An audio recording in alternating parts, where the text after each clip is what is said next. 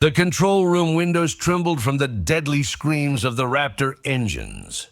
Elon's screen flashed red alarms. Turbopump RPM, 41,850, 12.7% over limit. Structural stress, 91%. Microfractures expanding at critical threshold. CH 4/O2 ratio, 3.9 on. Standard 3.6 on. Gwen's sweaty hands gripped Elon's arm. Sir, coolant flow interruption and regenerative channels. Automated abort. Elon's phone vibrated. A video from X, his son standing alone in a school hallway holding a model rocket labeled "My Dad and Me on Mars," while other children mocked. "Your dad won't come either." His fingers flew across the keyboard with forbidden commands. Gwen's shock turned to terror. "This violates all safety protocols. NASA will." Elon locked eyes with X's pixelated image, seeing his own 12-year-old self waiting hopelessly for a father who never came to his science fair. Through the engine's metallic shrieks, May's voice echoed. "Remember, son, X's presentation is tomorrow." He sent X a voice message. "I see your model, champ. It's as beautiful as Dad's rockets." Turning to Gwen, his voice softened for the first time. "Sometimes the greatest engineering victory is keeping the stars in a child's eyes." Outside, as Starship's engines roared in perfect sync, two places lit up simultaneously. The launch pad, the projection screen, and X's classroom. May watched both with pride. Dust still swirled at the launch pad when Elon's phone rang, a video call from X's teacher. The image stole his breath. X stood triumphantly before his class, rocket model held high, shouting, "My dad did it."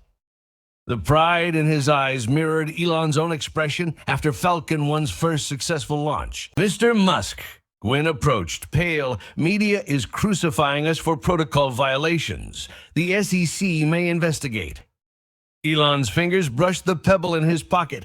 X's gift engraved "World's Best Dad." "I know," he said, calm as desert wind. "But some choices aren't about rules. They're about people." The control room door opened. May entered, tearfully holding a worn notebook. "For X, your rocket journal from when you were 12. Elon smiled at the childish scrawl on the first page. "My rocket exploded today, but I'll try again tomorrow. Because May says the stars belong to everyone." Gwen hesitated. "What about the shareholders?" Elon watched X explaining the launch footage to his class. "Tell them this," he said, gripping May's hand. "True innovation isn't born from risk, but from love." At Gigafactory Nevada's children's workshop, X handed a tin rocket to Lena, daughter of a Detroit auto worker. Her calloused fingers mirrored her father's, worn from cobalt mines. "You should build it," X insisted. "Dad says the stars are ours now." Behind glass, Elon watched as May touched his shoulder. "See, son, this was the spark in Falcon 1's wreckage all along." Outside, engineers taught rocket equations to children beneath solar panels that stretched like an ocean. Elon's gaze lingered on a black girl, her eyes holding the same loneliness he'd known in Pretoria when bullies called him space freak. "Sir." Gwen arrived with a tablet. SEC dropped the inquiry. The headlines now call this a human revolution.